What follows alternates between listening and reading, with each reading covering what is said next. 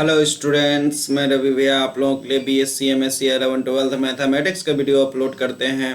चलिए, हम लोगों का आज का टॉपिक डिस्क्रीट मैथमेटिक्स चल रहा है। डिस्क्रीट मैथमेटिक्स में हम लोग पाथ एंड वाल्क को समझ चुके थे। किसको किसको समझ चुके थे? पाथ में क्या होगा, ना तो वर्टेक्स रिपीट करेगा ना ही मेरा एज रिपीट करेगा, उसे ही पाथ कहेंगे। लेंथ ऑफ पार्क जो होगा वो लेंथ ऑफ पार्क पाथ जो होगा वो एज पे डिपेंड करेगा। नंबर ऑफ एजेस काउंट कर लीजिए, वही आपका लेंथ ऑफ पाथ होगा।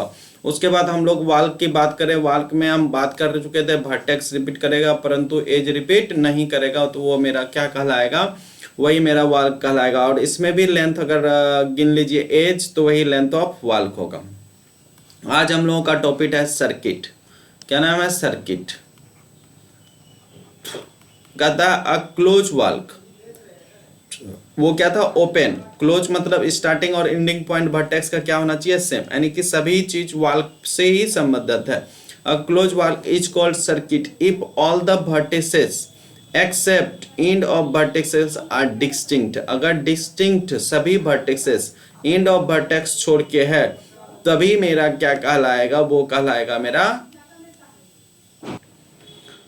तो यहां से आपको क्या पता चला कि अगर क्लोज वार्क होगा, अगर V1 लास्ट वाला छोड़कर, अब बाकी लास्ट वाला छोड़कर और स्टार्टिंग वाला छोड़कर अगर सभी वर्टेक्स डिस्टिंक्ट हैं, तो वह मेरा सर्किट होगा। सर्किट का डेफिनेशन याद हो गया होगा। तो आगे चलते हैं सर्किट को समझने के लिए। यानी कि every vertex of degree two number of vertex of equal to no degree. ठीक है, number of degree, number of vertex equal to number of degree. अगर बात करें a circuit is also called cycle. A circuit को हम लोग क्या कहते हैं? साइकिल। तो याद रखना, ऑब्जेक्टिव में आपको आ सकता है circuit is also called cycle. अगर बात करते हैं इस फिगर को देखें, ये भी एक ग्राफ है। ग्राफ में यहाँ फिगर को देख लें और नीचे कुछ क्वेश्चन होंगे कि आप ग्राफ ग्राफ आपको याद हो गया होगा कि ग्राफ में हम लोग क्या क्या पढ़े, याद कर लो। वाल्क में क्या होगा? वर्टेक्स रिपीट होगा और एज रिपीट नहीं होगा। पाथ में ना तो वर्टेक्स रिपीट होगा ना ही एज रिपीट होगा। ये किस में होगा? ये ओपन वाल्क में होगा। अगर कल को क्लोज वाल्क की अगर बात आ जाए, क्लोज वाल्क यही मेरा क्या बनाएगा? सर्किट बनाता है। सर्किट में क्या बताया कि अगर लास्ट वाला वर्टेक्स छोड़कर बाकी सभी वर्टेक्स अगर डिस्टिंक्ट है, तो वो मेरा सर्किट होगा। और सर्किट को ही हम लोग एक साइकिल कहते हैं। साइकिल इसलिए कि क्लोज है, इसलिए यहाँ से एंडिंग और स्टार्टिंग पॉइंट सेम है, इसलिए इसका नाम साइकिल भी रखा गया।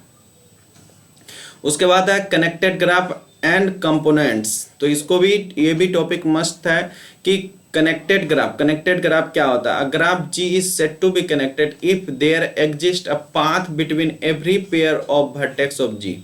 मतलब क्या कहता है? पाथ होना चाहिए every pair of vertex of G। A graph which is not connected is called disconnected graph. जो भी ग्राफ कनेक्टेड नहीं होगा वो क्या कहलाएगा? डिसकनेक्टेड ग्राफ कहलाएगा। फॉर एग्जांपल देखें कि एवरी वर्टेक्स, अगर इसका देखें यहाँ से, तो ये आपका क्या है? V1 V2 V3 V4 V5 सभी एक दूसरे से कनेक्टेड है, इसलिए ये कनेक्टेड ग्राफ है। और यहाँ पर देखें ये डिसकनेक्टेड ग्राफ है। क्यों?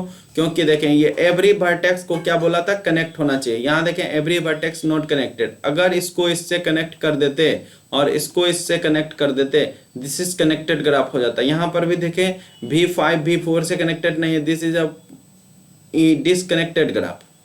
ठीक है, ये मेरा कनेक्टेड और डिसकनेक्टेड ग्राफ का एग्जाम्पल था। चलते हैं, हमारा नेक्स्ट टॉपिक उठाया है जिसका नाम है components. Components of a graph G is a maximal connected सब ग्राफ ऑफ G। यानी कि ग्राफ से ही कोई ग्राफ काट के निकालिए, अगर वो कनेक्टेड है। In other word, components of G is not proper sub group of any other connected graph of G। अब इस तरह से भी बोल सकते हैं। चलिए इसको एग्जाम्पल से समझते हैं। Disconnected graph with 3 component. ठीक है, vertex V1 V2 V3 3 component लेते हैं। यहाँ एक सेल्फ प्रूफ लगा दिए।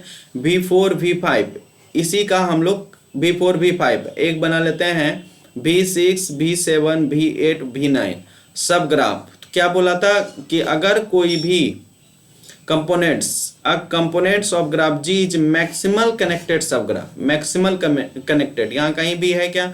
V3 V4। ठीक है, मैक्सिमल कनेक्टेड इन सब graph of G। Another word में बोला connected graph G is not proper sub group. Proper सब ग्राफ, मतलब उस ग्राफ का कोई भी पार्ट नहीं होना चाहिए, और नहीं भी है, दिस इज कॉल्ड, ये कंपोनेंट्स कहलाएंगे। ये तीनों मिला के 1 2 3 देयर आर कंपोनेंट्स। फिर से हम लोगों का नेक्स्ट वीडियो में हम लोग मिलते हैं। नेक्स्ट वीडियो में हम लोग थ्योरम को लेके मिलेंगे, और वह थ्योरम मोस्ट VVI थ्योरम होने वाला है, जो कि एग्जाम में बराबर ही आते हैं। चलें, तब तक के लिए थैंक यू।